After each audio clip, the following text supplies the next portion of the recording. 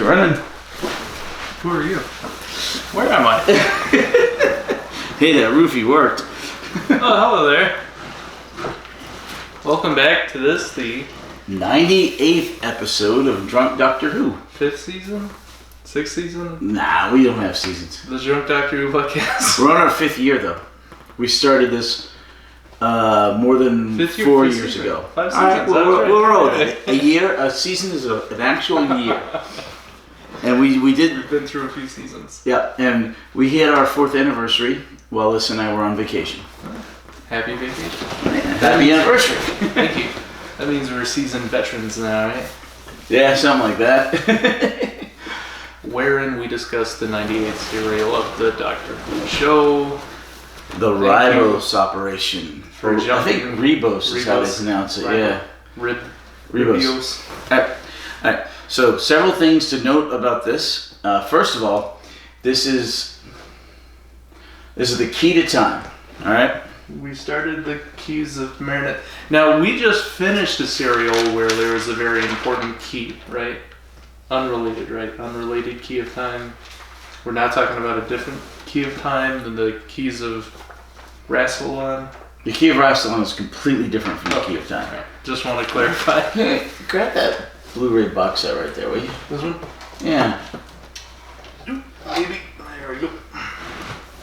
Do you own two? Okay, no, that's the next season. Okay, I was wondering if, Complete season 6.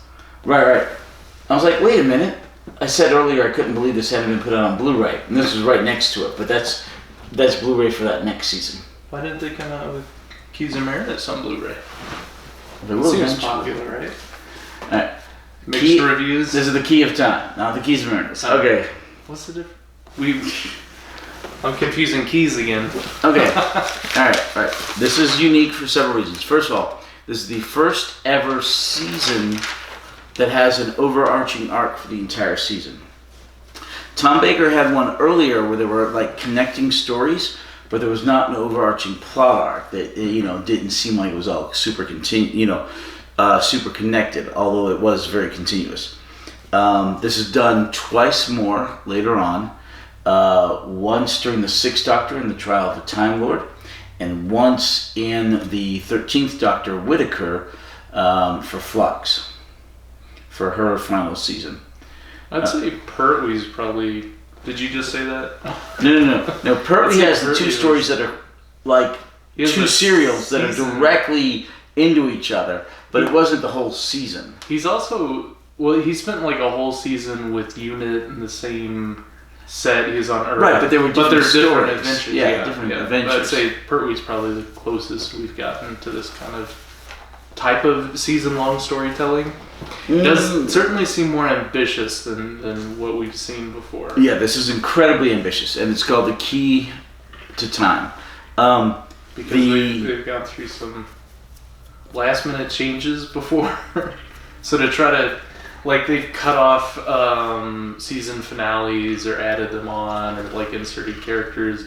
So trying to pre-write out an entire story for a season, expect nothing to change, isn't really something we've seen before. Right, and I'm glad it didn't happen during this season. You're glad that they didn't have any changed finales? Correct.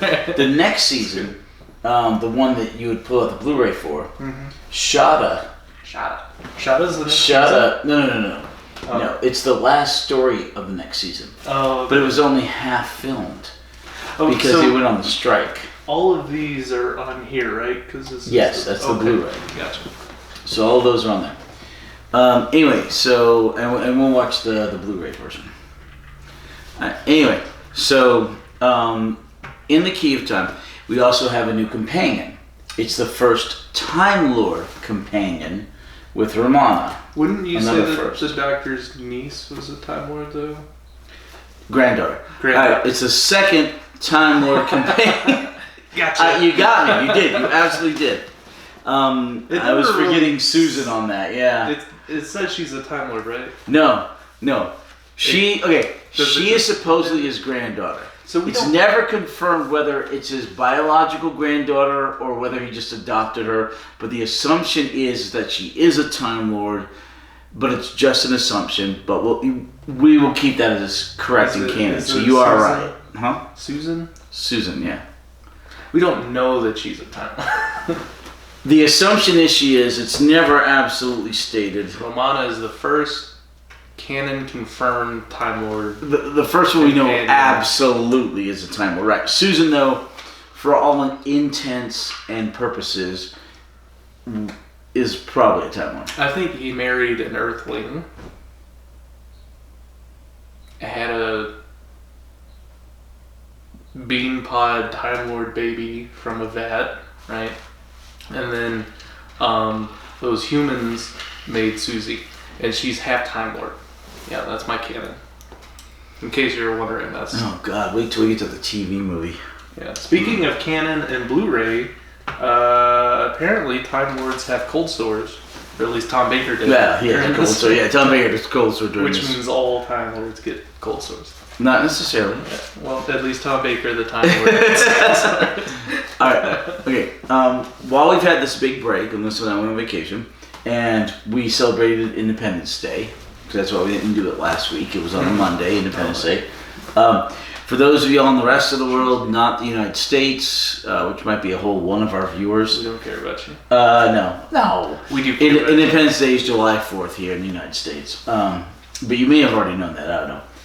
But anyway, so they came out with... I hear Americans are very loud, so... Yeah, they came out with the specials for this year for Whitaker. Late, like June 27th. Okay. And it's the first two specials from this year, and then the third one will be the centenary special in October. So what is this special? Like a season? It's a one-off. It's not part of the season. It's a one-off. So it's not related to the other stories within the season? No, it is. Oh, okay. But traditionally, the specials, especially the Christmas specials, are a lot sillier and more flamboyant than the other ones. Than the other episodes. It's you know how the Simpsons they do their Halloween specials. Yes. And they are very weird, very silly, and unrelated to the rest of the show. Because everyone dies. A lot of times, but in Doctor Who, especially the Christmas specials, but others will, but especially the Christmas specials, are in that same vein of they're silly and unrelated. Like remember the Dog's Master Plan, the Feast of Stephen. Yeah. The Christmas special where they went through all the crazy, silly stuff and saw all the old Hollywood stars, and he toasts everybody at home at the end. Yeah. And it was completely unrelated to the entire rest of the Daleks' Master Plan, but it was fun and silly. Yes. That's how most of the Christmas specials are. They don't take themselves seriously at all, and they just are so whimsical. That's the word, whimsical. Is that jarring to watch, where you're following this dark plot line, this sort of grim story, and then they have this one-off special which is still related to the same lore, but it's just such a weird departure? It's kind of like a filler episode. Do you find it jarring to watch through that? You're following the plot and then you saw the Daleks' Master Plan. You tell me. I didn't find it jarring. Okay, then there you go. There's your answer. They're all that way? Okay, the Christmas specials are. Oh, okay. There are other specials, particularly these days, New Year's specials. So those are more jarring? No. But it's when you don't have a full season and you just do a one-shot here or there. And they've been done usually Christmas, Easter, New Year's Day. But the centenary special is very specific for the 100th year anniversary of the BBC. Oh, wow. They started out on radio, of course, in 1922. You need a license for that. Yeah, you do actually in the Britain. But they started out in 1922. So the BBC this year, in 2022, are doing centenary specials for their centennial. And I'm not sure why the word centenary, I never heard it before, but it's being used constantly with this. I think maybe more of a British usage. Like century. Right, centenary. But we usually use the term centennial in America, or bicentennial for the 200th. But Anyway, so they're doing a bunch of specials for a bunch of their big popular shows. Bicentennial was 50. No, 50. Okay, sesquicentennial is 150 years. Sesquicentennial. You're just making up words in that header. No, and I know that because I graduated in 1986, which was a sesquicentennial of Texas. Ugh. Someone made that up. No, it's a real word. No, someone had to make it up though. Well, originally, yeah, somebody had to coin that word. But I'm saying it's words, once someone makes them up, they become respectable and well established. That never made it to that point. That's still made up. No, it's in the dictionary. Like it's not in the dictionary. Like the time you wrote up there the treble and the tribbles and whatever it was. Remember? Ultimate, penultimate, the pentanenton ultimate, penultimate, the anti-penultimate. Yeah, that was ridiculous. That's me though. All right. Anyway, all in the dictionary. Just like sesquicentennial. All made up. No. Okay. So anyway, this entire season is made up of 6 series, like all of Tom Baker's seasons, pretty much. What color am I? You're white. I do think it is your turn. There are no white pieces. You're rose. Pink salt. You ever had pink salt? I don't think so. But you're rose. All right, whatever. That's the white. All right. So anyway. It follows a standard pattern of 4, 4, 4, 4, 4, 6. And except this time, the Doctor is sent out on a mission by the White Guardian to put together the key to time. The Doctor's in the TARDIS talking to K9. He just finished saving the Time Lords with the invasion of time. And he's got this cool little whistle where you can call K9 that can't be heard by humans, but calls a dog. Anyway, it's just above our hearing range. So he's talking to K9. He's like, "Why is it that he asks them to cover their ears when he blows it?" I think he's being silly.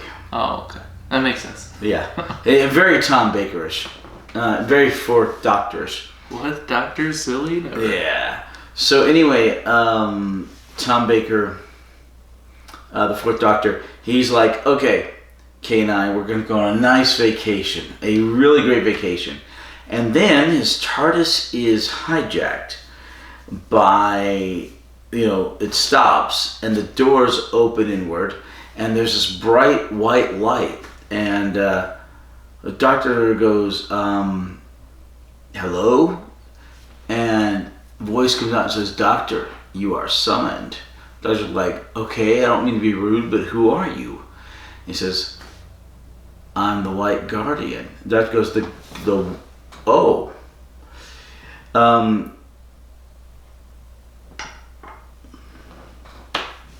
Move your king 1 space forward. Diagonally. Oh, diagonally. All right, cool. So late to regicide. All right. So turn. 60. Is it too late to surrender? No. Too early? Is it too early to quit? You tip your king over if that's what you want to do. Stalemate. That's the word I was thinking. No, that's like after that's to resign. Stalemate is you tip your king when you can't make any moves that don't put you into check, but also after a certain amount of moves were made and no pieces were taken, you can declare a stalemate and tip your king. No, you don't. The tipping of the king is a resignation. That means I resign. You don't tip I your quit. king still? No, you win.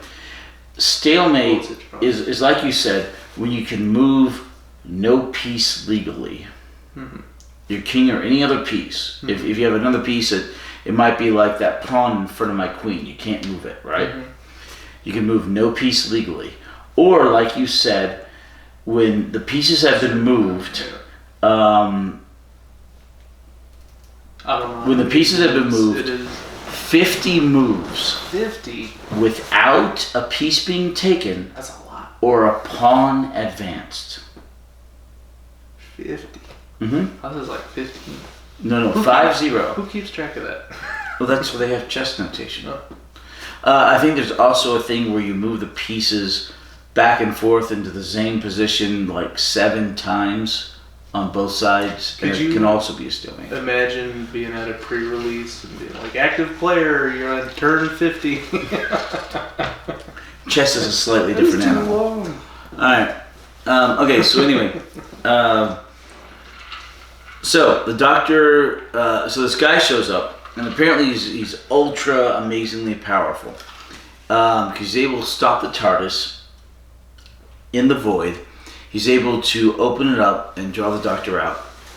And there's a man kind of looks a little bit like a Southern gentleman, a la like Colonel Sanders. Yeah, it's exactly what I was thinking. A bit like him. He's got the little Van Dyke, the little goatee bit. The white Colonel Sanders. Yeah, suit, the suit. the sun chair. And it looks like he's drinking a mint julep. And he goes, okay. He says, all right, doctor. I'll be your Huckleberry. Or something like that, you know. Nothing like that. He says, all right, doctor. There is a key to time that keeps the universe in balance. It's literally the center of the universe. It's perfect cube, perfect equilibrium. And it's split into 6 segments, scattered all throughout the universe. Infinity Stones. They're hunting Infinity Stones. You could argue that, yeah, but the Infinity Stones, I think, were after the key to time. Well, yes, but They came later. Right. more relatable because so. Well, we're talking Doctor Who, not Marvel. If you need something to relate it to, Infinity Stones. So you put this key together, and whoever has the key basically controls the entire universe. The universe stops for a moment. You can make repairs to the universe. You can fix things. You can put everything back in balance, and then you break up the key and let it go. But the whole point is They booted up the universe in safe mode. Recovery. Like, you're booting up a computer. that's actually You got a time machine incredibly. to roll back the... That's an incredibly good analogy. All right, so Thank you. you're welcome. So the Guardian is like, okay. By the way, I'm the White Guardian. I try to keep everything in order. There's also a Black Guardian, and the Black Guardian would also like to get a hold of the key. So don't trust anybody, and I have to do this to keep the universe in functioning, working order. He would want it, but if I don't get it within the time frame, which isn't specifically mentioned, just as soon as possible. Also, they said time has stopped. Well, yeah, but he says if I don't get it within the time, So how can there be time within no time? this will come up later. Wibbly wobbly. Timey-wimey stuff, yeah. He's like, okay, if I don't get it within the time, then the universe will divulge into ultimate chaos. Like it is currently. Yeah, pretty much. If you notice the date, today is 7/11/2022. If you're in the future and you're watching this, I'm glad you survived the apocalypse. Go get your free Slurpees at 7-Eleven. 7-Eleven day. No. The Quickie Mart. Oh, yeah. Today's They do that on 7-Eleven, 7-Eleven, don't they? They give away a free Slurpee. Hey, Sunshine, go get a free Slurpee. 7-Eleven day.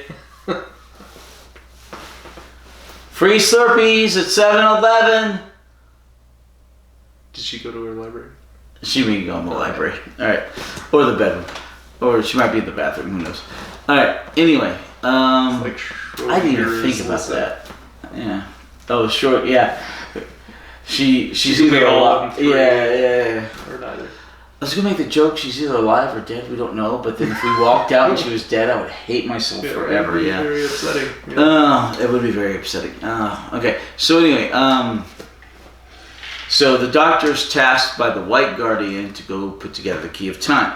He says, okay, doctor, you're going to have a new assistant, and you're going to have a locator for the keys. So the doctor goes back into the TARDIS, and there's Romana. Did you get her full name? Nope. I tried to. You tried. Write it down twice and it goes by too fast. Yeah, Romana Latrina Vuna or Sputnik the third. Alright, her name's like this long, okay? But he's like, I can't keep calling you that. I'm just going to call you Romana. She's like, why? I hate Romana. He says, well, it's either Romana or Fred. She goes, good, call me Fred. He goes, okay, come on, Romana. Oh my gosh. I would have called her Fred. No, but the whole thing of, it's either that or Fred. Okay, call me Fred. Okay, come on, Romana. It was just hilarious. They butt heads a bit, quite a bit. Yes, she apparently knows information about him she shouldn't. Like, he barely passed from the academy, where she got triple firsts. Yeah, apparently 51% is a passing grade. But not good. But not good, yeah. Alright, so seriously, I have watched Doctor Who nearly my entire life. I have watched so many other British shows. I'm an Anglophile. I love England. I still do not understand your education system at all. At all. I mean, well, I don't. I went to England. Summer. I got my first degree. I should have grabbed. Okay, so on vacation, Lissa, my wife, and I went to England. Okay, I should have grabbed an English person in the pub and said, "Okay, explain to me your education system because I don't get it." But I didn't do that. Because they don't have grades, right? They call it something else. I don't know. It's so weird. A lot of numbers. Well, no, and then it's like college and university. They rolled it all into like grade school and high school is all the same thing, and there's a lot of numbers.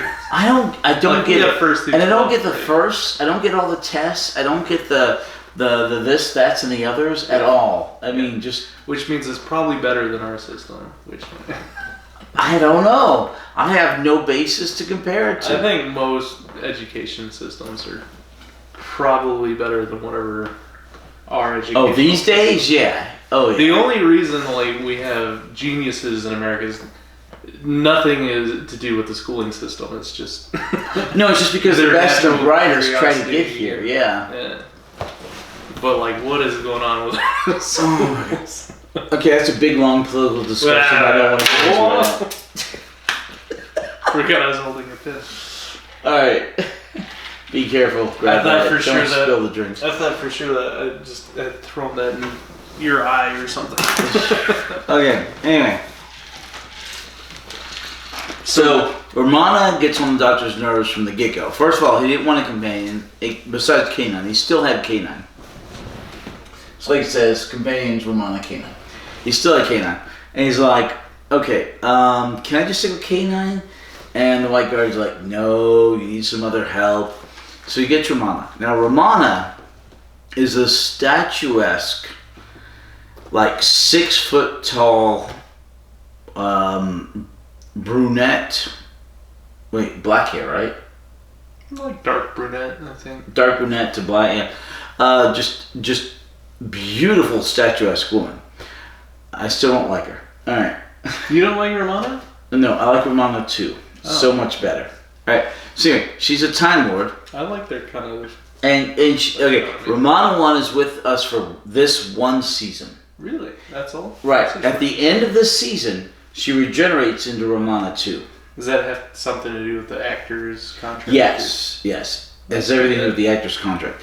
Romana 2. God, I had such a crush on as a kid. I mean, more so than Leela. Oh yeah, just such a crush on her. So beautiful. So okay, I'm Cajun, which is mostly French, and Romana 2 has the super slight French body that I what is the French body? All right. You see my shoulders? Paint me like one of your French girls. Yeah, you see my shoulders? Slight shoulders. They're smaller. I'm not as broad-shouldered. Yeah. That's a French build. Okay. You have more of the German build. Bratwurst. A German to Viking. I mean, the Southern European is going to be slighter. The Northern European is broader and taller, and you get shorter as you go further Southern European. Broad already. The Italians and the Spanish are shorter. You know. I mean, it's just. You ever take one of those DNA tests, the 23andMe? Yeah.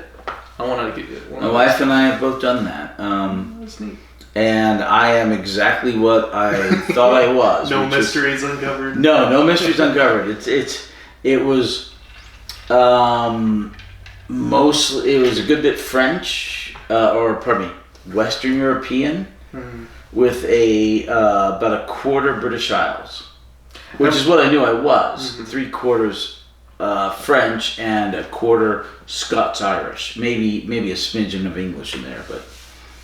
You ever think about learning another language like French? Or? No. Because you're very very good French. Thank you. Coffee, oui. Oui. Sugar, no. Your French is very good. Gracias. Let's see. What was it? How do you say yes in French? Oui, oui. Oui. Really? I've got to go take a wicked yes. All right. That's from Family Guy. With the early years when they were good. I was quoting Mr. Bean's vacation. Yeah. I love Mr. Bean. I love Rowan Atkinson. Rowan Atkinson is fantastic. Have you seen Blackadder? Not all of it, not all the way through. But Okay. I've seen episodes. Yeah. Johnny English, Mr. Yes. Bean. Yes. He's done some stuff with Fry and Laurie, right? Yes. Kind of like that same circle. Yeah. Have you seen them at the Olympics, the 2012 Olympics in London? No. Is it funny? It's hilarious. Oh, Okay. So, as an Anglophile, right, they had the Olympics in London in 2012. I sure did. Okay, and Mike Oldfield, my favorite artist of all time, he does a great combination of a couple of his pieces. He starts out with, oh my gosh, I can't remember it now, of one of his pieces. And then he has this weird jazz bridge, and then it goes into another one of his pieces. It starts out with "Let There Be Light," I think. He was doing the music for like the opening ceremony. Right, one of the music because they had a bunch of musicians. It's a big show. So he starts out with "Let There Be Light," and he does that, and then he has this whole jazz, this big middle jazz riff, and then it goes into.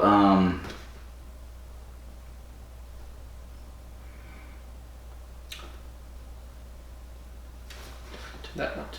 Huh. Tubular Bells.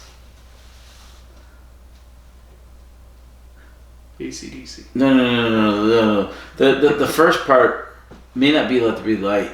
Oh no. Sorry, that was for his New Year's 2008. The first part is I think one of the Tubular Bells pieces, and then it goes in Dulce Jubilo.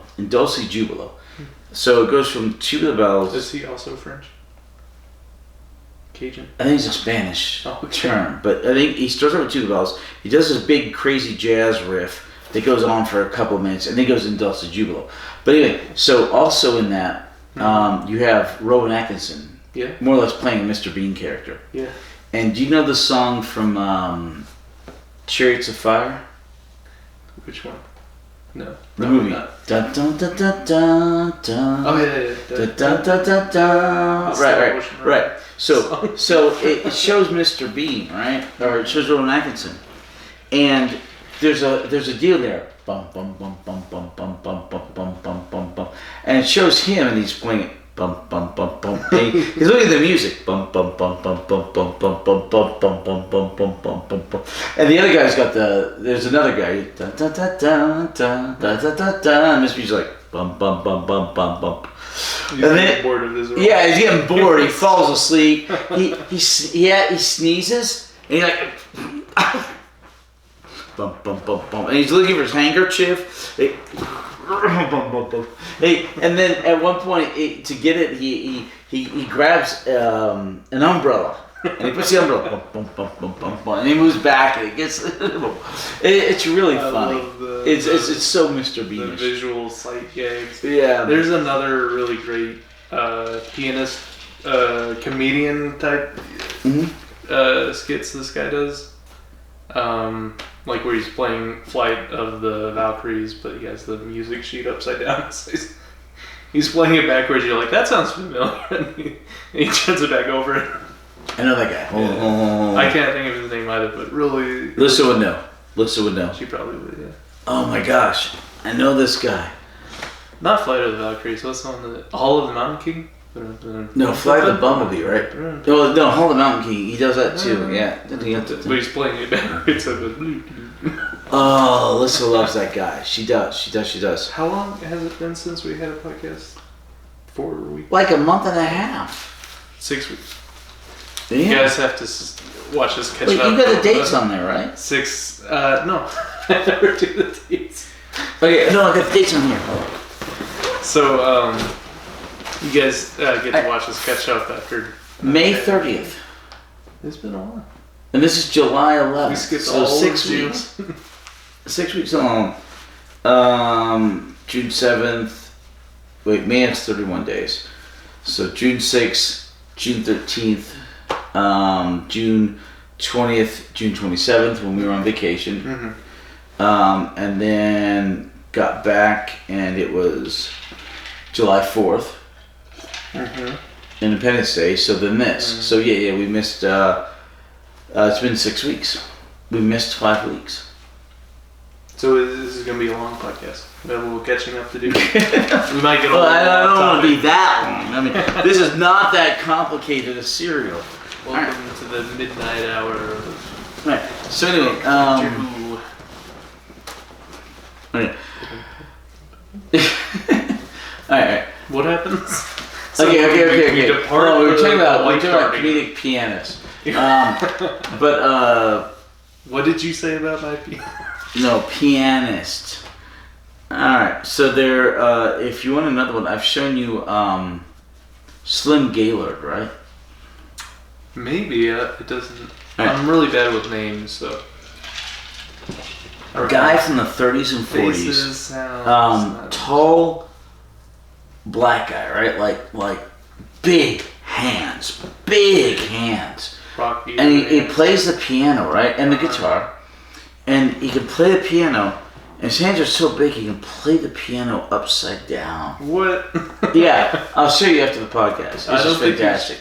Gaylord? What is it? Slim Gaylord. Slim Gaylord. No, I don't think you've shown me that. Oh, he's fantastic. Or he Sounds was. fascinating. Of course, he's passed away now. But yeah, he's amazing. Just imagining playing the piano upside down. He did, his biggest hit was Cement Mixer Putty Putty. Very jazzy. I don't listen to a whole lot of jazz. I'm not, my palate's not refined in terms of jazz music. You like jazz? There's a stint where I tried listening to classical music for a while. So, we depart the White Guardian in his sort of realm of influence. So, the Doctor and Romana are off on their quest with K9. So, they arrive on the world.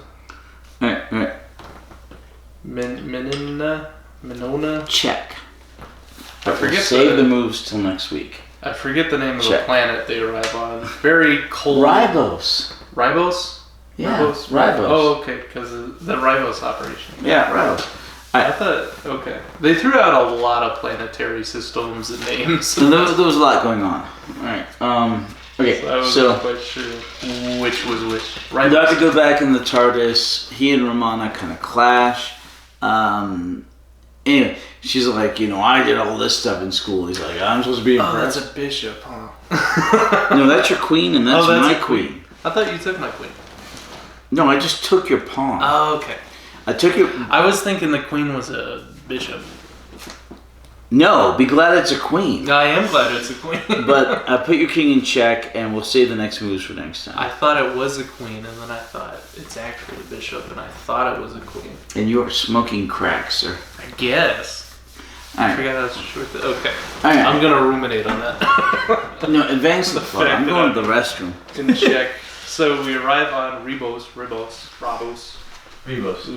A very boring, tundra, cold, Arctic kind of planet, but then we find out that it's only in its 32-year-long winter season, and then apparently it has a 32-year-long summer season.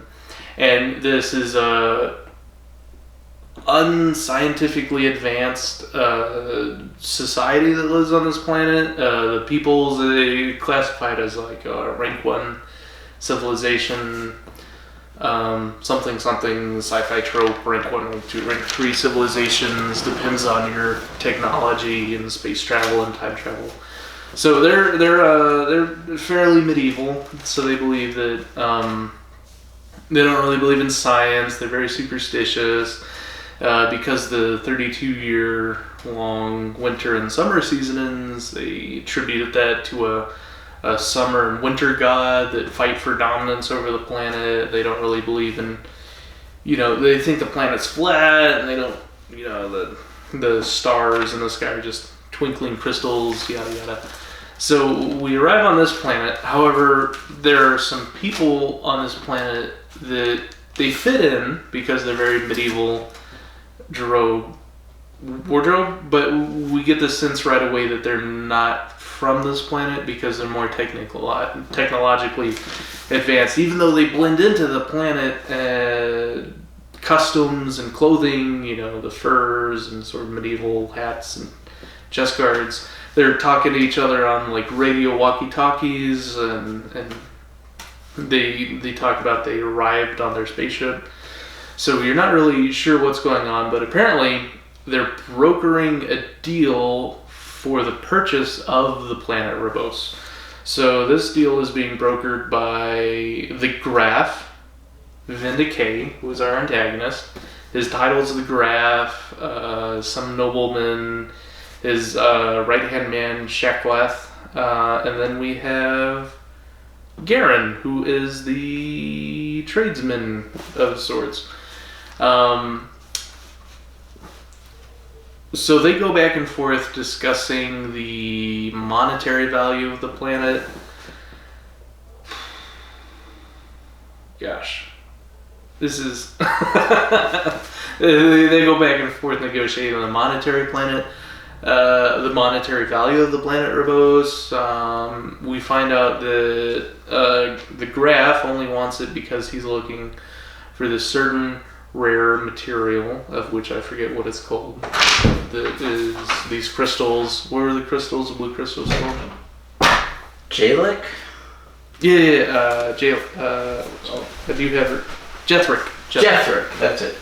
These blue crystals, which apparently contain enough energy to power, fleets of ships for an entire war campaign. Right, there's something about them. Yeah, and this planet's mass is comprised of 0.00001% Jethric. So that is why the Graf is interested in purchasing it from Garen.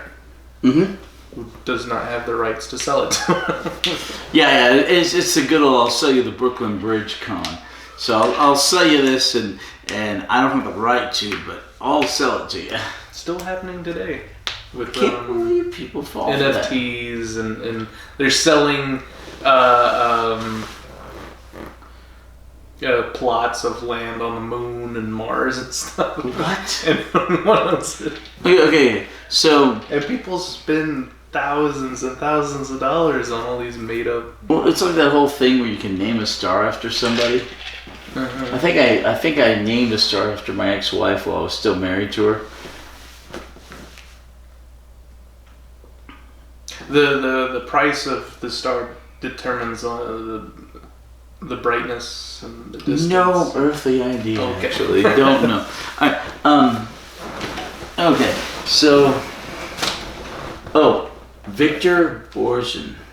Victor Borgen? Yeah, that's a weird name. That's the piano guy. Oh. Yeah, that's the piano guy. Victor Borgen? Something like that. Yeah. Victor. That's the piano guy you were talking about. Love that guy. Super funny. Yeah. So we were just talking about Garen and Shaklath, or the Graf. Gosh, these names. Yeah. Wait, are you still in the first episode? Yes. They're discussing the monetary value of the planet. Negotiations. Right. And so there's the treasure room. Right. And so the Doctor and Romana. No. You still in the first episode? Yeah, the first episode ends with the creature wakes up and Romana's stuck under the door. Yeah, but I thought that was at the beginning of Graf and that guy talking about. Remember, he was showing him the. Well, they kind of they have a discussion and then a reprieve and then they discuss again. Right. The second discussion he says only 8 million. Right, but that's in the second episode, isn't it? Probably, yeah. The first episode, he's like, I want 10 million, and then he leaves the room and he says, I bet we could get it for 5. And then the whole treasure room thing. Right. But the treasury room thing happens in the second episode because Romana and the doctor get stuck down there. Right, because I was saying the first episode ends with the creature waking up and Romana's stuck under the door that's... Right. But that's before what you were talking about. No, Garen and the Graf talk before that happens. Briefly, but about the part you were talking about... For the planet. Well, I was discussing the Blue Crystal stuff, which he was reading the survey reports after. Oh, okay, yeah, Garen leaves still the in the first room. episode, yeah. The planet has Jethric, that's why he wants to buy it. Right, we gotta have the Jethric. That's where we're currently at. Right, and Graf is listening to it on his two-way because he's bugged the room. So Graf goes away, the doctor and Mana show up, and Graf's like, 4 o'clock and all's well. Garen. Graf's the bad guy. Yeah. Alright. So we have the Graf Vindicate, he's the main bad guy. Yeah. But there's also a couple of side characters, Garen and Olaf. Unstuff. Who are they're con artists, they're grifters, and they're not good, but they're very sympathetic, and they don't seem too bad, and they get away with everything. They're harmless ne'er-do-wellers. I don't know about that, but yeah. Anyway, they're not good guys, but you kind of like them because they're bad guys. But yeah, you kind of like them, but yeah. They're the ones, pickpocketing stuff from the convenience store, but then when an armed robber shows up, they make it. Never mind. Internet video I saw. Okay.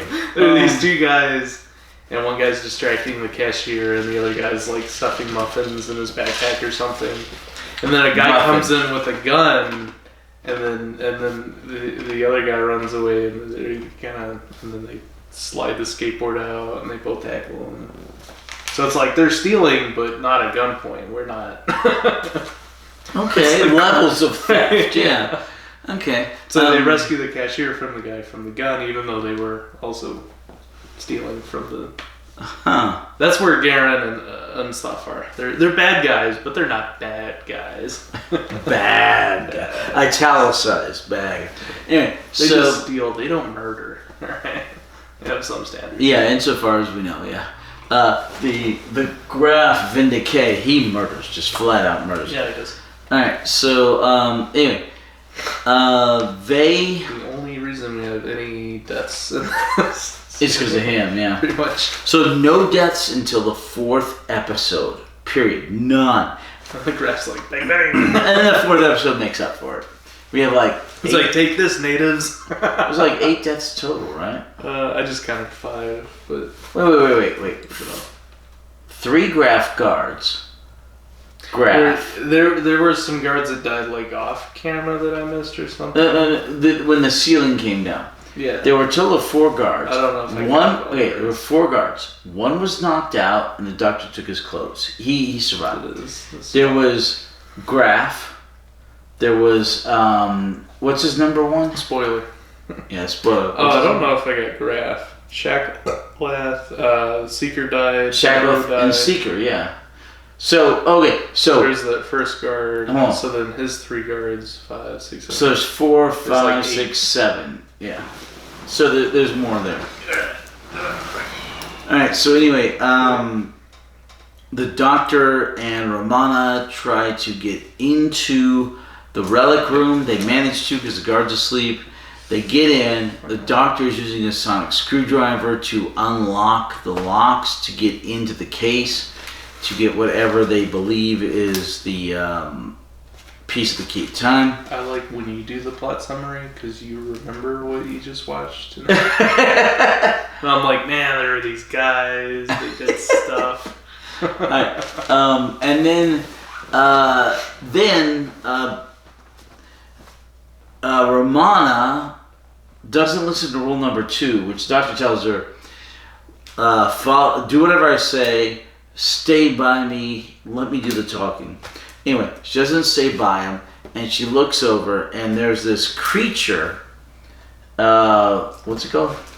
It is called a Shrivenzal. Shrivenzal. Big lizard-like creature, large teeth, large mouth, kind of a weird cross between a lizard and a crocodile. Monster of Peloton is what it was called, I think.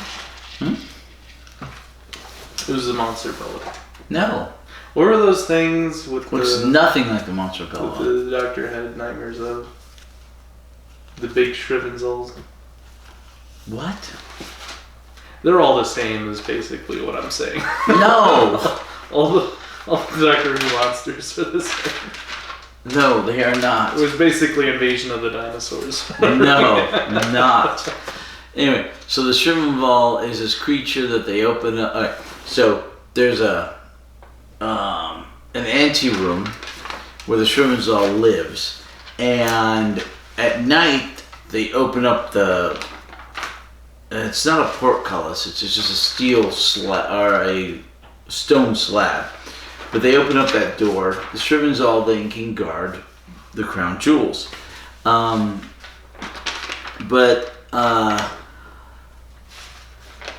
What's his name? Unsoff. Anyway, something German. He had drugged the creature with the meat, and he fell asleep. And so the creature wasn't in the main room; he was in the anteroom. And then Romana gets curious, and she goes in the anteroom right as they are lowering the stone door for Dawn so you can open up the room to see the crown jewels. And she kind of gets stuck on the other side. The doctor runs and he grabs, he kind of Indiana Joneses under, and he holds it up, and then you see the creature come awake. And that's the end of episode 1. Yes. Okay. Then the doctor, looks like they're going to get eaten. But then the guy who's lowering these stone slabs is like, well, because he's got this mechanism to move it up or down, he's like, well, it's kind of stuck. And the main guard's like, well, it might be the Shrivenzal or whatever. Move it up. So he moves it up, and now allows the doctor and Romana to get it free. But then the Shrivenzal wakes up and starts going after them. But then the door gets lowered. So Doctor and Romana are in that room, and now the Shrivers, the guards, aren't they called Shrivers? I have no idea. They are going into the room. So the doctor was like one lock on this multi-lock device from opening left, it up. Yeah, one left in the interlock device with the sonic screwdriver from getting in. So they run to these incredible little partition deals, but they're not that big, but they're partition deals of invisibility. Because Romana hides behind one. That's okay. Huh? When they're not too big, they said it's fine. Okay. Yeah, it's just as good. So the doctor runs behind one on the left-hand side as you walk through the door. Romana runs behind the one on the right-hand side as you walk through the door. And then the guards come in, and the one guard goes and looks at the door to make sure there's no blood or anything, that the Shrivenzal didn't cut under it. And he's looking at the door right here, and Romana's like right there, and he doesn't see her. Either he's incredibly myopic. He's like in her peripheral. Yeah, so that's why I say they're like dividers of invisibility. It's plot fog, Stage direction. Plot fog. Yeah. Lovely partisans though. Yeah. Very perforated, so you could just see right through. Yeah. So Graf comes in. Garen? Garen. Oh, the Graf. No, Garen comes in. And Garen's like, oh, and he prays to the relics the exact same way that the Scrivener did. Who was the head guard? Crow. Crow Was the name of the head guard. Yeah. So when Crow went in with his staff that lights the lights, lights the orbs. Gold eagle. Eagle or falcon or duck or something. Kind of it's impressive. Germanic to Nordic. Anyway, so Graf comes in and he's like, I have not Graf, Garen. Yeah. And he's like, oh, thank you for the safe journey. Antagonist wolf. Do you want him as an antagonist? Not really. Kind of halfway between. I mean, he kind of is and he kind of isn't. Just so you have a reference. Oh, okay. So you're going to just thank you for the safe journey. The Scrivener guy's like, Krull goes like, where are you from? He's like, the north. I can't give Hatter any mnemonic devices because he really didn't like the ones I gave him last time. Alright. I don't remember I do. Mnemonic devices. But I don't remember if I liked them or not. You were not a fan. I was not a fan, but then I think I used them. So I'm not 100% sure. My argument was it's so dumb you can't not remember it. Yeah, and that was pretty much exactly the case. You win on that one, okay? Cheers. You win on that. Alright. Well, what are we drinking today, Hatter? I'm drinking Twisted Tea. I have Powerade Blue and vodka, because vodka is the ultimate mixer. It mixes into anything, so it's reasonably spiked. Even so, I've never really heard of that combo. Powerade vodka. I figured I'd try it, and it worked out pretty well. That way, you start combating the hangover right away with the hydration, right? You got your dehydrating alcohol and your electrolytes in the same drink. I like that thought. Thank you. Anyway. Roll it all up into one. And the vodka is Russian standard, of course. Of course. All right. So this guy comes in and he says, "Oh, I'm from the north." So on this world, apparently, the planet is very elliptical in its rotation around their sun, and so they have 2 seasons: sun time and ice time. When it's close by the sun, it's sun time. When it's away from the sun, it's ice time. And each one lasts 32 years. Well, we know the winter time lasts 32 years. Which I assume the summertime also lasts 32 years. Which is a long winter. And a long summer, yeah. I'm still waiting on my prime. On your what? Yeah, I'm still in the winter of my life, apparently. Why? I have 32 years before I have to start summer. You started in the summer. I have 32 years to get my summer body, and that's the excuse. No, if you don't have your summer body in the first 32 years, you're never going to have your summer body. All right. I got a few years left.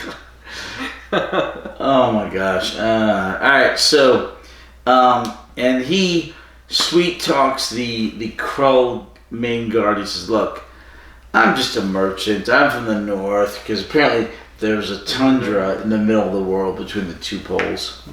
He's like, and I've got another merchant with me, a colleague, and he may want to deposit a sum here of 1,000,000 gold kopecks. And he's like, a million? Well, and kopecks is a Russian money. OPEC. OPEC. So a sci-fi derivative of the Russian mummy. And the whole thing is very Russian-esque. And he's like, we want to deposit it here. This was a giant, big, elaborate plan. We got all this money. Maybe we keep some here. Maybe I give you 1,000 of it. Yeah. You get 1,000 gold OPEX. Yeah. So he convinces him that they're gonna have some there, some of the gold there, and the Doctor and Romana are listening to all this from behind the invisibility partitions. Yeah. What do they call the veneers that you get dressed behind? The dress. No, I know what you're talking about. I'm trying to think of it. They're not partitions. There's another word for it. Kind of like those. The Western things. Throw the shirt over it. No, I know what you're talking about. While she's talking to Doc Holliday, she's behind the dresser, and you just see pantyhose.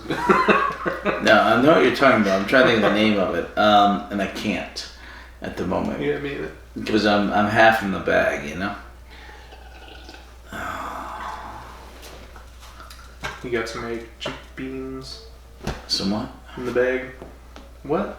No, I'm half in the bag. With the magic beans? No, it means I'm... Is that where the family cow went? No. Did you sell it for beans, Hatter? No. You're mad. Yes, but no. No. It's an expression. It's an idiom. Alright. Anyway. What's an idiom? What did you call me? What's an idiom? What's an idiom? I represent that. You don't know what an idiom is. Is that like an allegory? An analogy? An algae? So... No. Okay. You know what an idiom is. What did you call... Quit calling me an idiom. I'll give you an enema. What? Okay, you either need to drink a whole lot more, or wrong glass, or... Alright. So... There was an idiom. The Doctor and Romana escape because the guards are incompetent, because it's a small backward planet. I'll be back to talk about allegories. There we go. I'm gonna go refill my water. Go refill the other one. And look up definitions of idioms and allegories And pass water, hopefully.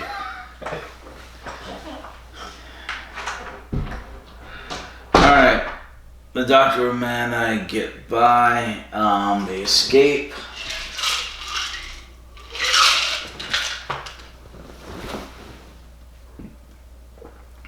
And they're attempting to, and they're there. And they're like, well, wait a minute. Romana's like, why don't we just go back and get the thing? And the Doctor's like, well, wait. What if this guy, Garrett, is going after the same thing? We may need to let him take it, and then we can get it from him. And Romana's like, well, we could do that. And the Doctor's like, okay. We need to figure this out and follow him. So, the Graf falls for the trap because he goes back, he gets let in by Garrett, and Garrett's just showing him around. But in the meantime, Ushoff has put that blue stone into the case. And he's like, oh my God, there it is. It's worth a fortune. And the Graf is like, oh, with that, we could literally power a battle fleet and save my kingdom. Because he was a crown royal once. He's still a prince, but at one point he was a king. And he left his half-brother in service when he went off to the wars. And then when he got back, they didn't want him, because he was a tyrant. And he's like, okay, we have to have that. So Garrett calls over the guard. And the guard happens to be Ossoff. And Ossoff starts spinning this yarn about, it was from the mine, and these are scriv stones. They used to be plentiful, but now the mine's been lost. The glacier that rolled over it's been my dad. Yeah, he was the one who went. They found him on the tundra with that scriv stone in his pocket, and he'll keep all the bad things from you. And here's the map he drew, and it's a fantastic tale. It's just a lot of guff. And at one point, Garrett is so stop improvising. He steps on Ossoff's toes, and the doctor and Romana are listening, and they hear all this. And Ossoff goes away, and Dr. Romana like, oh yeah, he was so believable. They come up, and we just couldn't help but hear. And Garrett goes, where are you from? Doctor goes, the north. He knows the planet and the whole system as well. And they figure out what Garrett is doing. Come on in. No. Who's there? Sarah. Sarah who? I saw that Sarah Flint's also. That was horrible. Alright. So, we're done with the recap? Sure, we're in the episode now. No, of course. Well, what episode are we We're on episode 2. So the doctor and Romana are like, hey, this guy's up to no good. He's trying to sell a mine. They believe he's trying to sell a mine. A mine. Right. They call it a mine. Lord of the Rings. Nice reference. Moria. Yeah, Moria. So they decide to go ahead and get the blue stone for themselves. Bismuth. Because they figure out that that's probably the key of time, the Jethric. So they're watching after they put in all the money, because Garrett's like, hey, we've got to get a deposit. Because after the Graf figures out, thinks the Jethric's on the planet, he's like, well, we need this planet. We got to fund my battle fleet. So he's like, look, we need a deposit. I'm sorry, if it was up to me, it wouldn't be a problem, but the mining company wants a deposit, and he gets them to deposit 1 million gold OPEX. So they put the money into the relic room, and in an amazing sleight of hand, Garrett gets the key off of Krull. I'll tell you the trick. You hit stop record, you go up to the actor, and you give him the key, and you hit record again. Yep. So you ever watch those magician? What's the magician movies with Michael? Not Michael Cera. Who's the other guy? Who's the other guy? There's a lot of other guys. Wait, are you talking about the stupid? The guy that did the Social Network is character. Those stupid movies. Yeah. Yeah, it's very stupid, right? I had a roommate who would watch those, and they would do some dumb CGI magic trick, and he'd be like, "Whoa, how did they do that?" And I'm like, "Well, it's a movie." Oh, Now You See Me. Now You See Me. Yeah. Okay. I hate those movies. I never watched them, but okay. So they call the first one "Now You See Me." Uh-huh. They should have called the second one "Now You Don't." Right? But they call it "Now You See Me" too. Huge missed opportunity. Exactly. And I have a friend I do have to give him credit for that statement.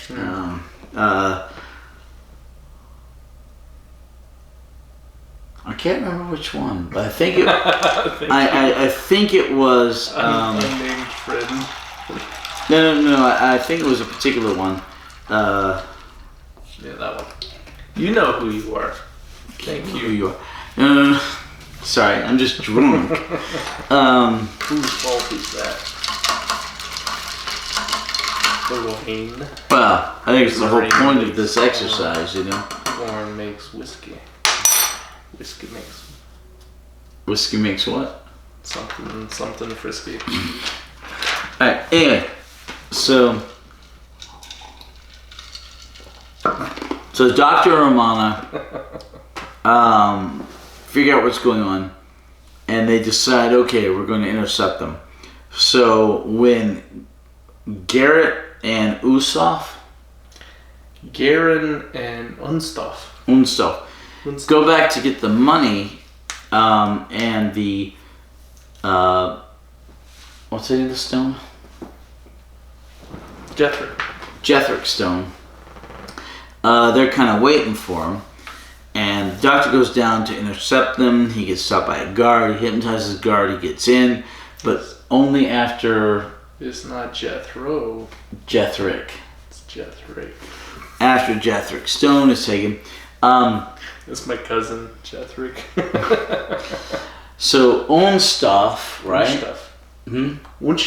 Unstuff gets away. The little guy with the great face, like it's such a baby face, such an honest face. Yeah, chubby cheeks. He looks like he's about 22. Yeah. He gives the doctor the slip, and he locks the door back on the doctor, so the doctor will get caught. But then the doctor crawls in and goes back up the ladder. Yeah. And the doctor had Romana watching over Garrett, and he's like, "I got you surrounded." Garrett's like, "Who?" And Romana goes, "Me." And so they capture him, and they've arrested him, and they're like, "Oh, okay, we've done a proper arrest." And then they go back to the TARDIS. Citizen's arrest. In the meantime, the Graf, Vindicate, found the bug that Garen put in the suite, I guess, and figured out that he was up to no good. They didn't really like his mine shaft story. Yeah, the whole thing that Onchaff did or whatever. Unstuff. So the Doctor, Romana have arrested and are taking Garrett back to the TARDIS, and there is Graf Vindicate with his demanding executions. Yeah, it's the like Royal Guard. Nobody crosses me, and I will kill you all. End of episode 2. So episode 3, the Doctor talks him out of it, not to be executed. And there's a funny part. He's like, no, we're not with him. And the Doctor takes Gareth and puts him in front of the Doctor so he won't get shot. They're pointing these weird crystal guns at him. Right. And then Gareth drops to his knees. Oh, don't hurt me. I'm just nobody. I'm sorry. And the Doctor's like, and we're not with him. It's like, I'm a despicable cur. And then, what's his name? The second in command? Shacklet. Yeah, he goes, you're just a despicable cur. And he goes to strike him. They're like, don't strike us, despicable cur. He gets away with it just on pure moxie, yeah. And so Gareth thinks they're in league, and they're not. And so Gareth takes them all back to his suite and locks them up. They puts a guard on, which I don't know why they only put one guard. I mean, they do that every time. I don't understand. Put 3 guards. Gun. Put 3 guards. So they're questioning them in this room, and then Unstuff tries to radio in Garen. So Garen quickly smashes his radio. Breaks his 2-way wrist radio. Talking, as to not give away his position, which they're is like, oh, there's another. We will seek him out. Yes. So they enlist the help of the Seeker, who is a bone reader. Psychic woman. Very, very much. Kalima. Yeah, no, it's a bit more the Sisters of Khan. Yeah. Of Karn. Remember when the Doctor went there? Yeah, it's a bit more the Sisters of Karn. The Mind of Morbius. Exactly, the Mind of Morbius. It's very much in that vein, and it shows that magic exists in the Doctor Who universe. I wrote that down. I wrote down like sci-fi fantasy kind of. Yeah, exactly. So that comes up again and again, right? Every once in a while. It is. Every once in a while. So used to, when we'd have that, like the daemons, they would explain it away with science. It's like, oh, it's not a demon, it's an alien. But every once in a while, it's not explained. Yeah, they kind and of like this, and it's magic, you know? This is actual magic. Yeah. Like I said, Sisters of Karn, same thing, you know? Mm-hmm. Yeah. That was my question, is like, where does fantasy sit within this whole sci-fi story? It's wonderful fantasy. Until you try to explain it with metachlorians. See, that was my next thing. Is when you insert fantasy into your sci-fi, it becomes more of a space opera, like a sci-fi fantasy, kind of like Star Wars. Yeah. So I'd say Doctor Who's more of a sci-fi opera, more Star Wars than Star Trek. It's 85% sci-fi. Yeah. Maybe 90% with like 10 to 15% fantasy. Not much. Not much. But they're not quite so. They're not Star Trek. Correct. Oh, I think your deal fell over. The twisted tea fell over. Don't kick it, it might explode. What if I twist it? Alright. Before, this is what you have to do, otherwise it's just tea. What? No. It sinks to the bottom. Alright. So episode 3. Episode 3. Smash wrist radio. Right. The Graf is very angry because his money was stolen, and he goes to Krull. Who? Krull? Crow. The guard, yeah, the guard. captain. He goes to Crow. He says, "Hey, look, my money was stolen." I don't know if Crow is that guard captain or the Graf's guards captain. So he goes to the guard captain of the planet. He was like, "Hey, look, my money was stolen," and the guy's like, "Well, nothing else was stolen." And he's like, "Okay." They cut a hole in the glass with to get out the jewels. Scrivener's stone. Which he didn't know about existed. Yeah. So he thinks, the guard captain thinks they cut a hole in this glass and took nothing out of it. He's like, where's this scrivening stone? He's like, what? What's a scrivening stone? He's like, nothing's missing. He's like, they cut a hole in the glass. He's like, nothing's gone. Yeah. Alright, so anyway, they decide to try and hunt down the person who stole the money. And they call him the Seeker. The Seeker is this woman. She has white makeup with some black lines, and she has human femurs, and she's banging them together. And she's got this very Maleficent kind of headdress. Yeah. This gold set of what's Thor's sister's name? Horns, huh? Thor's sister. Goddess of War, something with the. You know the Ragnarok movie, and she had the big spiky headdress? Yeah, but I don't remember her name. What was the name of the actor that played her? The actress? Yeah. I don't remember. Great person. I can't think of her name. I like her, though. She's really good. Big Maleficent. I don't remember her name. Big bones coming out of her helmet. Yeah. The like 13-point buck kind of thing. And she screams, and she goes, "Oh, the one you seek is in the place of fires," which turns out it's the Connolade. Was it the Connolade? That area of the city. Yeah, Connolade, and the area outside of the catacombs. Right. In the meantime, Oshoff. Unstaff. Babyface Unstaff. He gets in there, and this guy that looks so much like Terry Jones. You want to think it's Terry Jones, but it's not. He's like, come here.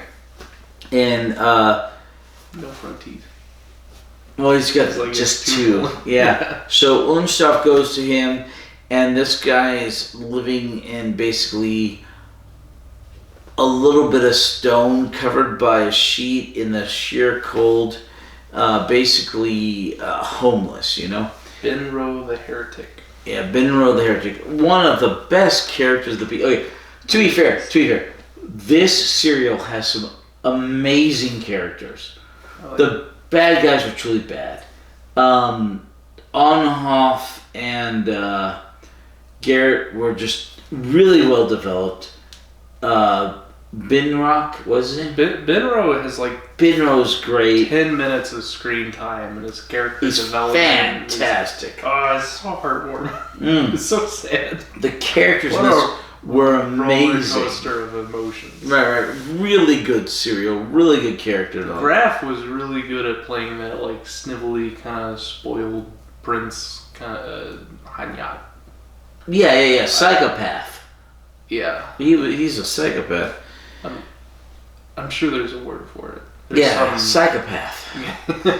It's really good at it. Entitled. There you go. Yeah. Anyway, so this practically homeless guy, Binroff, takes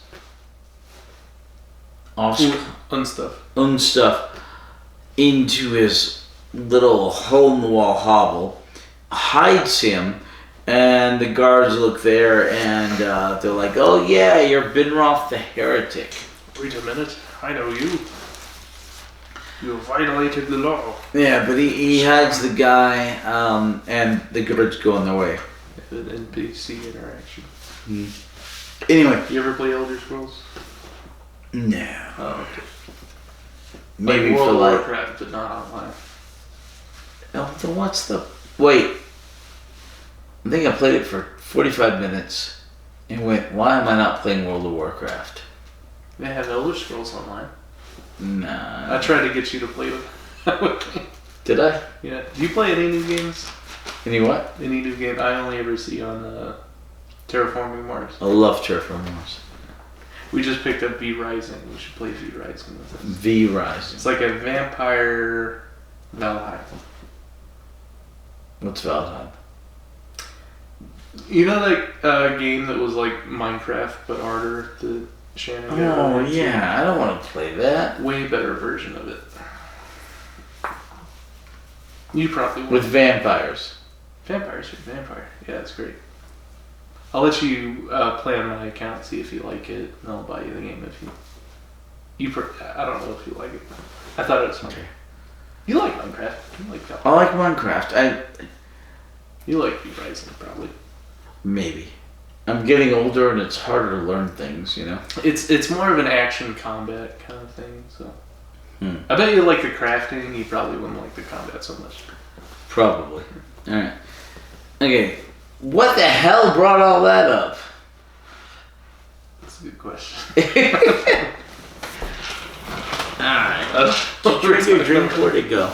Oh, there it is. Okay. So anyway, Binhoff is talking to Orsoff, or whatever his name is. So Microsoft's over here. This is an amalgamation of names you formed together. Alright, the younger Binro was talking to Orsoff about it. He's like, okay, so you know those, they're like, why'd you call the heretic? Well, you know those lights in the sky? I don't think they're ice crystals. I think they're suns, like our sun. And I think there may be planets around, worlds around the way this world is around our sun and everything. And finally... so, star, a star, right? Mm-hmm. Sun. Mm-hmm. The sun being the name of a star. Of our star. And apparently in our world of any... The main body, the main star in any solar system. Okay, that's weird. I always wondered why so many sci-fi stories call their star also the sun. I'm like, I thought that was specifically the name of our star. Right. In our lexicon, it is the star at the center of our solar system. Okay. And apparently we've translated that to science fiction. Okay. Because they use the word the sun in Star Wars. I'm like, yeah. Hey, that's ours. That's Well, but we also use the same term. It's not the name of our star. It's simply an auto translation of right. the term. Right. Just make sure you're good to drive. Okay? Yes. Okay. We'll do our math. So Binho, what's his name? Binro.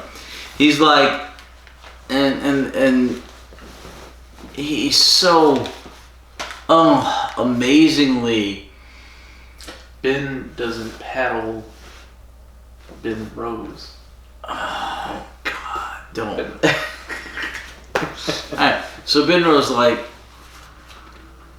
yeah, I believe all this, and Orsov. Unstuff is like, you know what? You're right. I'm an alien. I'm from one of these stars. You are absolutely right. And the look on Ben Rose's face. Thank you, Yohanyak. It was just the culmination of his life's beliefs being validated was so fantastic. It was just great. Like I said, the characterization in this is amazing. You see his big old grin with his two teeth. Yeah, not vampire teeth, just two regular teeth. You know, all his life he finally has validation for his life's journey. His teeth are the ones here, the vampire ones. Yeah, right. It's the one. It's like right before the molars. Yeah, the ones next to him. And he's just so happy and so. Oh, Terry Jones-ish. It's just great. And then they start looking for Unstuff. Well, Benro and Unstuff. So the Seeker is tracking down Unstuff, who has the 1 million OPEX and the Stone of Jethric, which is actually the key. It's a little convoluted. So meanwhile, the Doctor is held up with his companion and Garen, and so he takes the bug and he takes his broken wrist two-way radio, to try to hobble it together and fix it to warn Unstuff that the guards and the Graph and the Seeker are tracking him down. So he fixes the radio. He warns Unstuff. Unstuff explains to Benro magical bracelet, and then Benro says, "Well, if they're going to find you, there's only one way to escape. It's through the catacombs." So they go to the catacombs. In the meantime, the Doctor is talking with Garrett and gets Garrett to explain everything. Yeah. Their whole grift. He's selling fate. He's selling planets that are real, but he can't sell them. And he's actually from Earth, and he sold to an Arab. I mean, of course he's from Earth. Like, who else would? Oh, there's a particular accent. Who else would do such? Originally from Earth, he sold to an Arab the Bay in Australia, in Sydney, but not the museum. Not the Opera House. Not the Opera House. Yeah. This guy's got a history. He's been a grifter and a so it's all made up. Shyster all his life. For some reason, to add an air of convincingness, like he'll argue some points on this imaginary brokerage deal. Yeah, but I can't give you the Opera House. That's beyond me. Yeah. But he crossed the wrong guy because this Arab oil tycoon guy sent some thugs with some guns. They shot at him with the machine gun and whatnot. And he had to hightail it and get off the planet. So I'm assuming this is in the future because he could get off the planet. Yeah. So anyway, the Doctor gets out his whistle, which he just set up in the first episode. Yeah, shows up out of. Calls K9. Do you think the Doctor picked prestidigitation as like his cantrip? He's just making trinkets and. I think he's more technology based, but I think he's more of an artificer. So I've been all I think about all day is Dungeons and Dragons while I'm at work and I'm half asleep and I want to go home. I'm just thinking about like what would be a fun character to play in like a one-shot D&D campaign, and you inspired me to make a French Cajun swamp, Louisiana swamp witch doctor warlock named Do Bonahandro. Do Bonahandro. O-U-X, of course. D-E-A-U-X. That one. This is a character I'll never play because I can't do the accent, but he's a warlock witch doctor. You cannot from do the accent? No, No. I can't do a Cajun French. Okay, so there's Boudreaux and Thibodeau, right? Thibodeau. Boudreaux and Thibodeau. Boudreaux and Thibodeau. Okay, Boudreaux is walking in the street in his finest suit. Mm-hmm. Thibodeau goes, Boudreaux, why are you in your suit? Boudreaux says, doctor said I was impotent, so I figure I look impotent. Exactly that is the D&D character. You should do it. It'd be great. I wish I could. I need more people to play Dungeons and Dragons. What, Friday night? I'm gonna start showing up to those. Pathfinder is what they do? No, Wednesday night. It's that's D&D encounters Wednesday night at the shop, yeah. I need to free up my Wednesday nights. What time? 7 o'clock. 7 o'clock. Lasts about 7 to 10. I'm gonna do some of those one shot. Yeah, you should. Well, because all I do is make characters and I never get to play them. So. Well, they mostly play campaigns these days. Wizards of the Coast stopped doing the one shots, but we're still rolling with the encounters at the shop, doing it on our own. Okay, I see. So they've been rolling a campaign for a long time. What is Wizards officially supporting? Because they drop like the most popular programs they have, they discontinue, and then the least popular ones they just beat you to death with, right? Like, what's going on? Apparently, what we like doesn't make money, and what we don't like does make a lot of money, and that's okay. That'd be a whole nother podcast. I could rant for 3 hours on Wizards of the Coast. The only thing, they're just slightly better these days in Games Workshop, and that's faint praise. You don't like Games Workshop? No. God, no. Hell, no. No. I didn't know you were so opinionated about that. Yes. They almost bankrupted me at one point. Really? Hanyans, We'll have to talk about this later. Yeah. Exactly.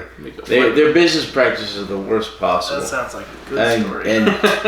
And at this point, Wizards of the Coast is just barely above them. Only because they don't open up shops in your town after you've built up your the gaming community for them. Oh, like they compete with us? Okay, Games Workshop will allow you to build up the gaming community there. And after it's all good and big in Games Workshop stuff, they'll open up a shop in the town, a Games Workshop official store, to put you out of business, and they take the community you built up. That sounds like Walmart-esque levels. No, it's worse than Walmart. It's worse than Walmart. Walmart doesn't feed you the product to build up the community to then take over. Games Workshop does that. An official Games Workshop? Yes. In Odessa. Oh. They do it all across the country. They'll get, as soon as they realize certain levels of stuff, they'll put in Games Workshop store, put you out of business, and take the community that you work so hard to build up. Goodness. And Wizards of the Coast a little bit better than that. Slightly. They don't do that. Okay. They flirted with that around the year 99, 2000, but they don't do it anymore. Oh, good. Who runs Pokemon? Niantic? Pokemon of America? No, Niantic does Pokemon Go. That's just their video games? Right. Just the video games. It must be... Is it Nintendo that owns Pokemon? Nintendo of America? Would be the card game? Yeah. Alright. Someone owns Yu-Gi-Oh! There's Magic, there's Yu-Gi-Oh!, which is But I'm trying to think of their like parent companies. Yu-Gi-Oh is owned by Konami. Konami. Yeah. Konami. I like Konami. Yeah, they're pretty good actually. I like some of the policies. I don't like some of the policies, but I like other policies. And then there's Pokemon.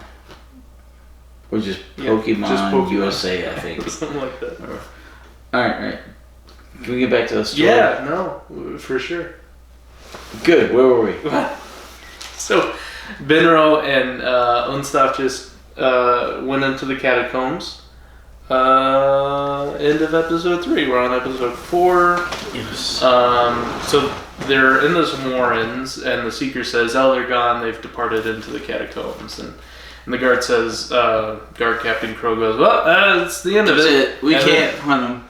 The Graf is like, "What? They still have my money. We still have to get this guy." He's like, no, they're as good as dead. So they just kind of walk off and they leave. The Graf and Sholak,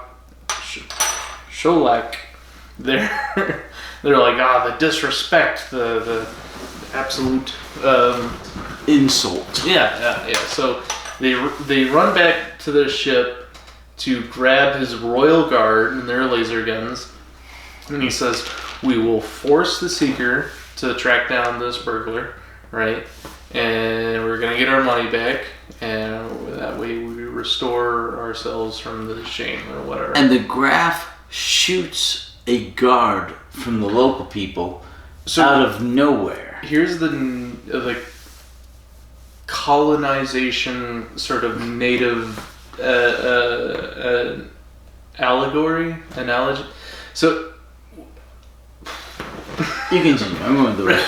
British colonization is something that is very hotly debated, and how they treated native peoples on islands that they would explore and colonize.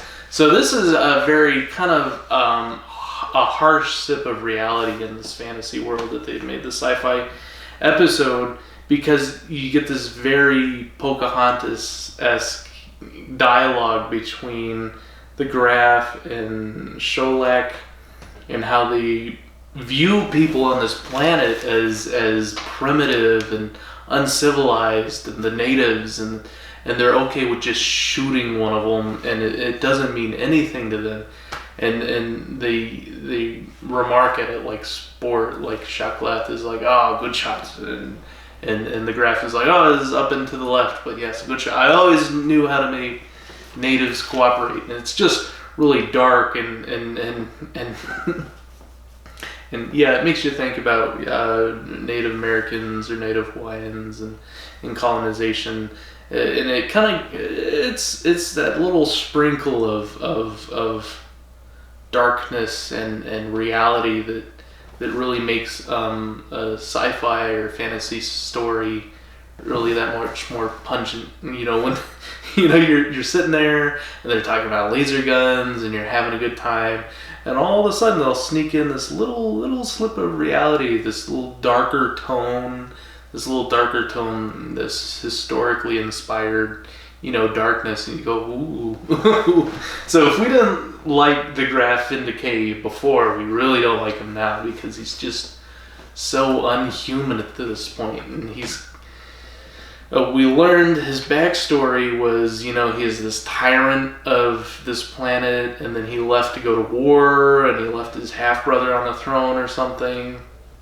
And after he fought this war campaign, he comes back, and they won't let him back in. They're like, no.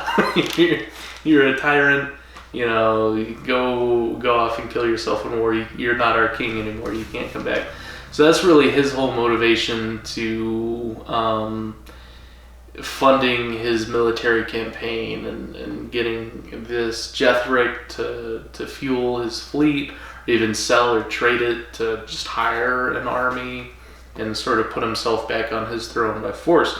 So, but as you see his goals kind of slipping through his grasp, you see this steady deterioration of his psyche. Becomes more and more psychotic, as Heather said, psychopathy.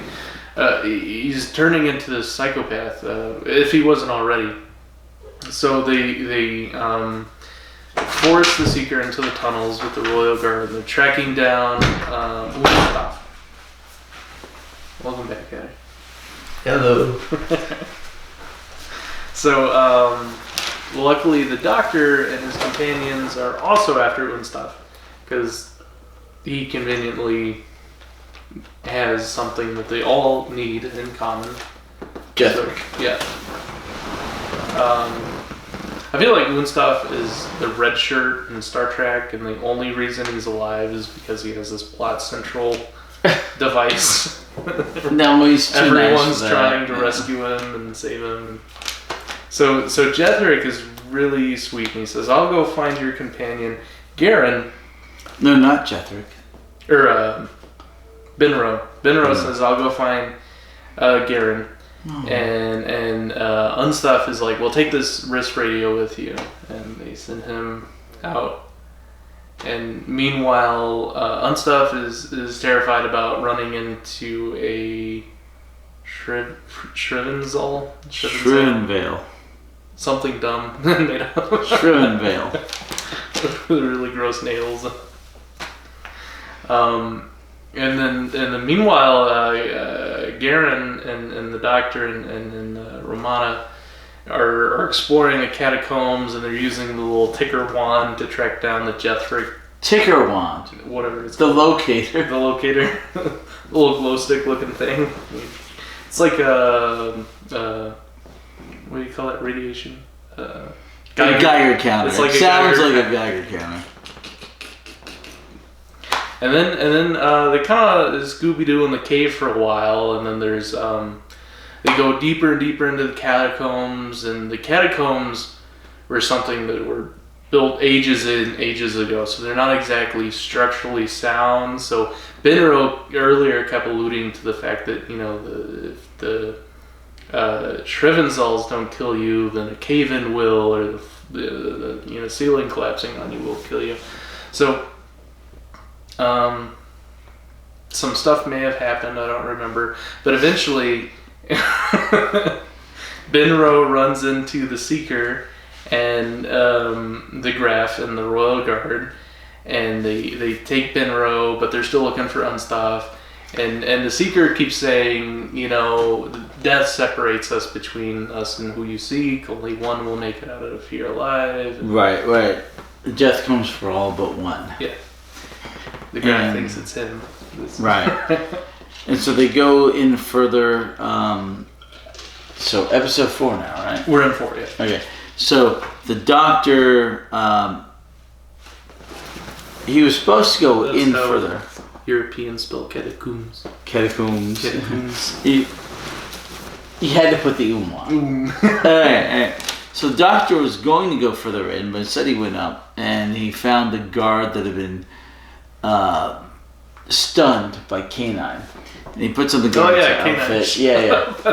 He forgot K9 shut up. So Doctor called the whistle, K9 shut up, stunned the guard, which allowed the Doctor, Romana, and Garrett to get out of their... K9 finally managed to traverse all the styrofoam fake snow that they had. The styrofoam balls they had on the set. Alright, so the Doctor, K9, Romana, and Garrett were down the catacombs when all this happened. The Doctor goes back up, he gets his guard suit, he puts it on. Just the worst. A little bit of questionable editing here, but, you know, be that as it may. I was confused. Yeah, a little bit of questionable editing. The episodes 3 and 4 could have probably been about 5 minutes longer, but, you know, with the little bit of more showing, but, you know, it is what it is. Even like 3 minutes longer. Like all of a sudden... Tom Baker's in this guard's outfit. Yeah, with the scarf trailing behind him. You only know it's him because the scarf's trailing behind him. Alright, so, you know, the Seeker says all of us but one will die. They're down there. They find Gareth, who has found Usoff. Unstuff. And what do you... Okay. But I'll come back to this. Alright, okay, so they found all this stuff. And Binhoff, what's his name? Binro? Binro's with them. And Binro's like, no, I like you. And they shoot at Unhoff. And Binro throws his body in the way and dies. And this is only our second death. All the deaths here are in the 4th episode. But there's like 8 of them. But it was death-free until the 4th episode. And Binhoff was awesome. Binro has had very little like camera time, but it's just such an impactful, sweethearted character that you hate him die. Oh, yeah. But he dies, and then they're about to kill Unhoff and Garrett. Unstuff and Garen. They shot Binro. Yeah, so and they just started shooting. Right, they're lining Garen up against the wall to kill him. Garen gets shot in the foot at some point. Right, and then Unstuff the head gets shot in the shoulder. Right, the head of the guard decides he's gonna collapse them all in there, and he brings in a cannon, and he shoots. Crow, yeah. Crow shoots at the catacomb entrance and brings down the ceiling in several parts. And that kills 3 of the guards. Oh, guess which guard did not get killed? The doctor, the guard disguise. You don't know if they died. And it kills Kozilek, what's his name? Sholak. Yeah, the number 1. Sholak, yeah. Sholak. I'm just so bad with names. Me too. Kill Sholak. I have them written down. so we have a bunch of them dead. And so it's the last guard, which is the doctor in disguise, the Seeker, and the Graph. And the Graph's like, The Seeker live? The Seeker lived through the cave coming in. When does the Seeker die?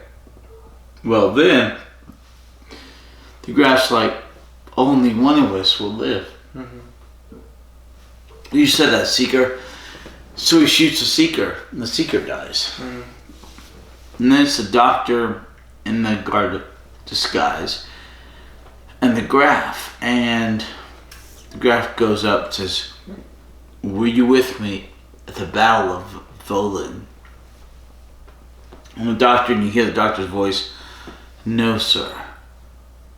And he says, oh, there were so many campaigns, so many battles, so many this. The cheese slid off his cracker. He's gone. And he says, okay, I have another thing for you to do.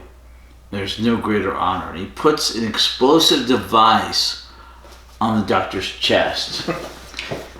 There you go. Yeah, here you go. There's no greater honor. It's like, what the hell? There will be 99 virgins for you. I think it was 72, but yeah. 72 virgins for you. So, how the hell did they come up with that number, you know? Such an odd 6 number. dozen, I guess, you know? You should have 12 and a half. 6 dozen, yeah. So, the doctor sleights of hand, and he gives the Graph the explosive, but takes the jackknife? What is it called? Jethrick.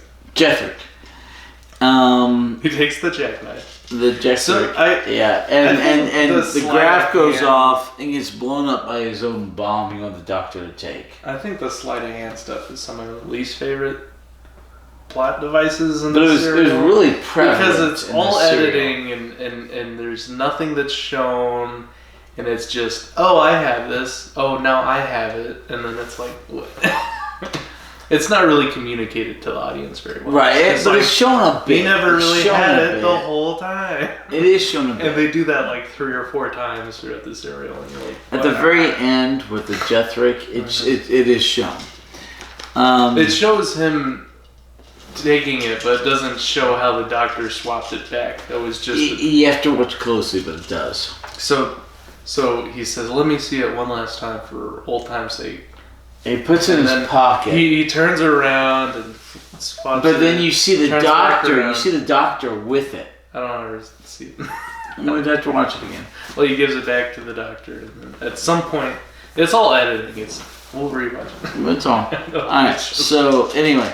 So all the bad guys die. And you have... I was comparing it to Now You See Me. Oh, there you go. Back to that. Yeah. God, I hate those movies. Alright. Haven't seen them. And I still don't like them. As well you should. So, the doctor... Romana and K9 end up finding Garrett and Osif. Mm-hmm. Okay. They rescue them. They get away. The doctor picks up he had already sleight-handed the Jethric. And they all get back together. They head to the TARDIS. And as already mentioned, Gareth is like, ooh, can I see it one more time, the Jethric? The doctor's like, yeah. And he looks at it, he holds it, and he puts it in his pocket as he turns away. And then he turns around, and the doctor manages to swap it with a rock. Bunch of nonsense happens. Yeah. So the doctor... there's this sort of mutual admiration between the doctor and Garen. Yeah. And the way... Like, the doctor is amused by how Garen, like, socially engineers people.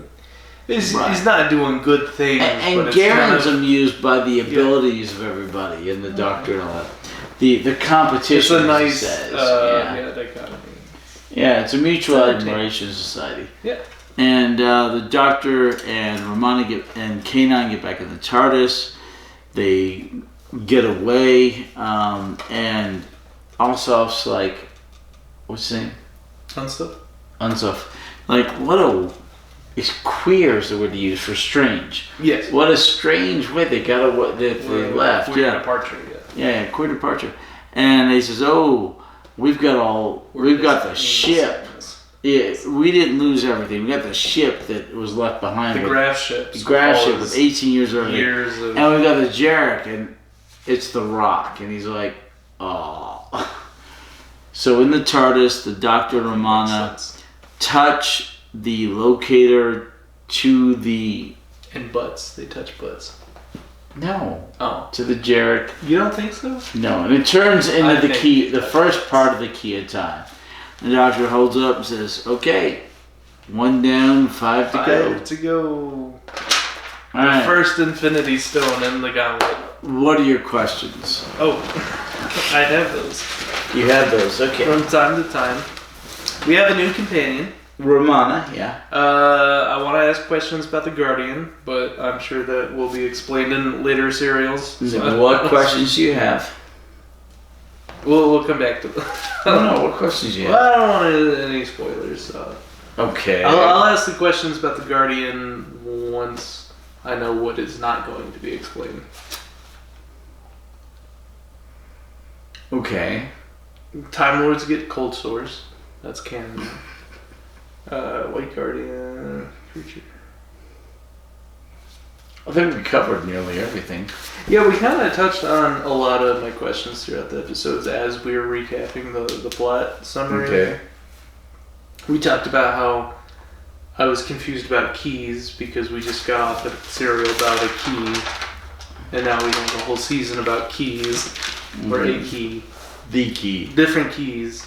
Mm-hmm. Key of Rastalon. Rastalon, which was the all-powerful, time-ending super weapon key. And then we're on the Key of Time. Which is also even the all-powerful, time-ending super weapon key. What's the difference? The closest simile to this is the Keys of Marinus, you know? Oh, so that's something else. Well, back in the past, you remember the first Doctor, the Keys of Marinus? When they had to find the 6 keys. Oh boy, too many keys in the universe. There's only so many of these things. I guess. I'm confused. Yeah, keep drinking water. We talked about witchcraft and fantasy versus sci-fi and the integration thereof. Yeah. So they mentioned Jethric as the most powerful material in all of the galaxy universe. Is it? Yeah, think of like the spice from Dune. Does it such an important plot central thing that powers entire fleets of warships. It comes up again? No. Never? Never. The most powerful mineral Never comes up in again. the known universe. Never. Not that I remember. Okay. No Jethric. Fair enough. Romana seems very much. I'm getting a lot of psychiatrist vibes because she keeps explaining the emotions and the reactions. You have yada yada You're yada yada suffering yada from it. yada. Yeah.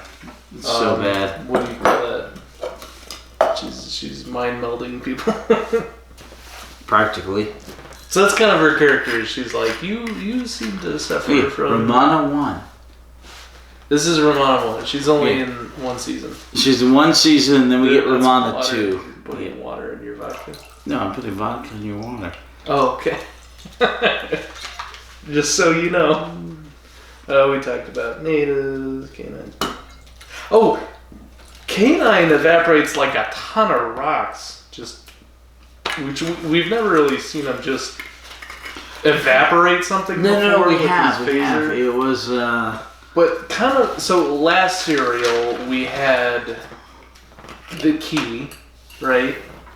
Key of Rassilon. The key of Rassilon, which he uses to make a weapon.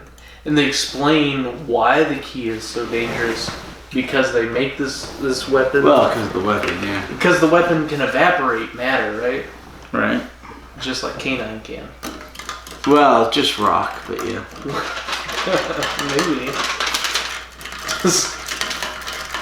A canine's overpowered, and that's why we leave him on the TARDIS, because he'll ruin. Oh, no, he shows up when he needs to. Yeah. That's why we call him later, otherwise he'd ruin the tension. But no, he's a good... Canine just evaporates things. Just the rock. Which is the entire plot of the past serial, was how dangerous evaporation of material is. You're And exaggerating. Canaan's like, exaggerating. yeah. Oh. They're like, this cannot fall into the wrong hands. And like, Canaan's like, I can do that. Alright, any other questions? It's true.